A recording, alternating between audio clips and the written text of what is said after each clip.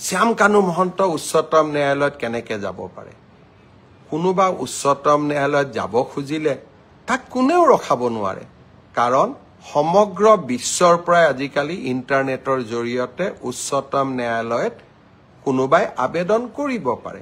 ন্যায় বিচৰাৰ অধিকাৰ সকলোৰে আছে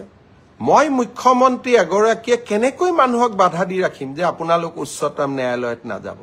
কিন্তু উচ্চতম ন্যায়ালয়ত শ্যাম কানু মহন্তই কি আবেদন কৰিলে যে অসম পুলিচৰ ওপৰত মোৰ বিশ্বাস নাই এছআইটিৰ ওপৰত মোৰ বিশ্বাস নাই ৰাজ্যখনৰ টপ এক্সিকিউটিভ অৰ্থাৎ মুখ্যমন্ত্ৰীৰ ওপৰত মোক বিশ্বাস নাই মোক কাক লাগে মোক সিবিআইক লাগে এই কথাখিনিয়ে যোৱা 5 দিন আগৰ পৰা কোনে কৈ আহিছে অখিল গগৈ ডাঙৰীয়াই মোক লিখিতভাৱে জনাইছে যে অসম পুলিচৰ ওপৰত মোৰ আস্থা নাই মুখ্যমন্ত্ৰীৰ ওপৰত মোৰ আস্থা নাই সিবিআইত এই তদন্ত দিব লাগে দেৱব্ৰত শইকীয়াই লিখিলে ৰাষ্ট্ৰপতি যে এই তদন্ত সিবিআইক দিব লাগে আৰু এতিয়া শ্যাম কানু মহন্তই লিখিলে যে এই তদন্ত সিবিআইক দিব লাগে এয়া কাকতলীয়া সংযোগ নে এয়া এক প্ৰকাৰ ষড়যন্ত্ৰ তাক মই নাজানো কিন্তু শ্যাম কানু মহন্ত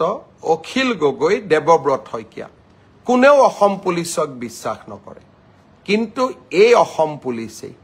আজি সিংগাপুৰত হোৱা ঘটনা এটাকো আমি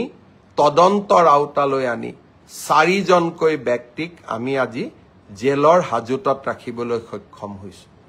এছআইটিক অসম পুলিচক শ্যাম কানু মহন্তই বিশ্বাস নকৰে অখিল গগৈও বিশ্বাস নকৰে দেৱব্ৰত শইকীয়াও বিশ্বাস নকৰে এয়া কাকতলীয়া সংযোগ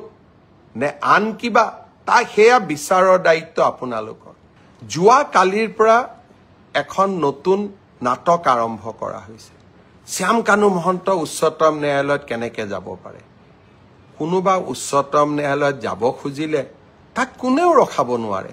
কাৰণ সমগ্ৰ বিশ্বৰ পৰা আজিকালি ইন্টাৰনেটৰ জৰিয়তে উচ্চতম ন্যায়ালয়ত কোনোবাই আবেদন কৰিব পাৰে ন্যায় বিচৰাৰ অধিকাৰ সকলোৰে আছে মই মুখ্যমন্ত্ৰী এগৰাকীয়ে কেনেকৈ মানুহক বাধা দি ৰাখিম যে আপোনালোক উচ্চতম ন্যায়ালয়ত না যাব কিন্তু উচ্চতম ন্যায়ালয়ত শ্যাম কানু মহন্তই কি আবেদন কৰিলে যে অসম পুলিচৰ ওপৰত মোৰ বিশ্বাস নাই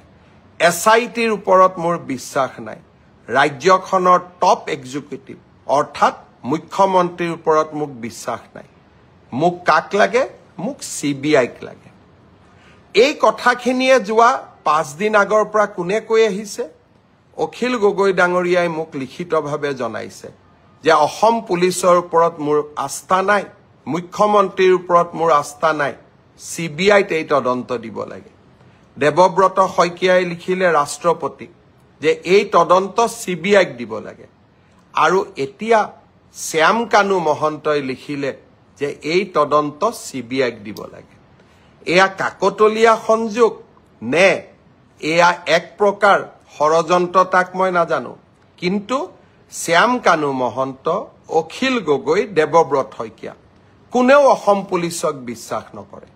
কিন্তু এই অসম পুলিচে আজি সিংগাপুৰত হোৱা ঘটনা এটাকো আমি তদন্তৰ আওতালৈ আনি 4 জনকৈ ব্যক্তিক আমি আজি জেলৰ হাজতত ৰাখিবলৈ সক্ষম হৈছো এছআইটিক অসম পুলিচক শ্যাম কানু মহন্তই বিশ্বাস নকৰে অখিল গগৈও বিশ্বাস নকৰে দেৱব্ৰত শইকীয়াও বিশ্বাস নকৰে এয়া কাকতলীয়া সংযোগ নে আন কিবা তা হেয়া বিচাৰৰ দায়িত্ব আপোনালোকৰ